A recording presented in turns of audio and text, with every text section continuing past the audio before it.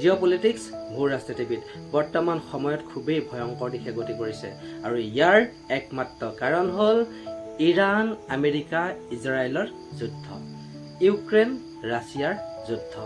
এই যুদ্ধই গোটেই যিটো জিঅ'পলিটিক্স আছিলে সেই জিঅ'পলিটিক্সটো কিন্তু বহুত ভয়ানক কৰি তুলিছে। সিদিনালৈকে $40 $50 বেৰেলৰ পেট্ৰল খাৰুৱা তেল বৰ্তমান $110 পৰা $120 পৰ্যন্ত পাইছেগৈ।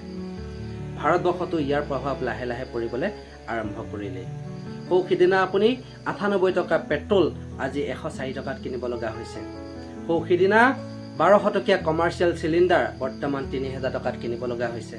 আপোনাৰ যিটো ছাবচিডি থকা চিলিণ্ডাৰ, সেই ছাবচিডি থকা চিলিণ্ডাৰটো পাবলৈ আপুনি 45 দিন এমাহ দিন ৰখিব লগা হৈছে বিকজ অফ জিঅ'পলিটিক্স।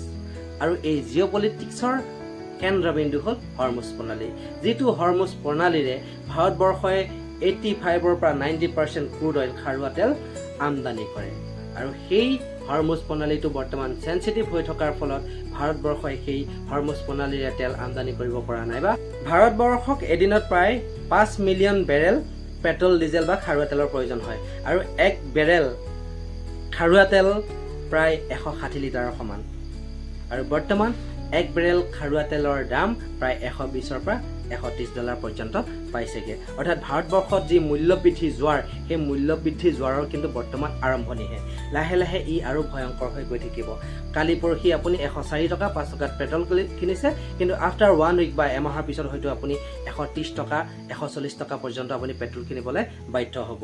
আৰু ডলাৰৰ যি মূল্য, ডলাৰৰ মূল্য দিনক দিনে ঊৰ্ধ্বগামী হ'ব আৰু টকাৰ মূল্য দিনক দিনে নিম্নগামী হ'বলৈ আৰম্ভ কৰিব। ইতিমধ্যে 96 ৰুপিজ এগেইনষ্ট $1 হৈছেগৈ আৰু হয়তো এমাহ বা 1.5 মাহৰ পিছত এইটো গতিৰে চলি থাকিলে ভাৰতবৰ্ষৰ টকাৰ মূল্য $1 বিপৰীতে 150 টকা পৰ্যন্ত হ'ব পাৰে বুলি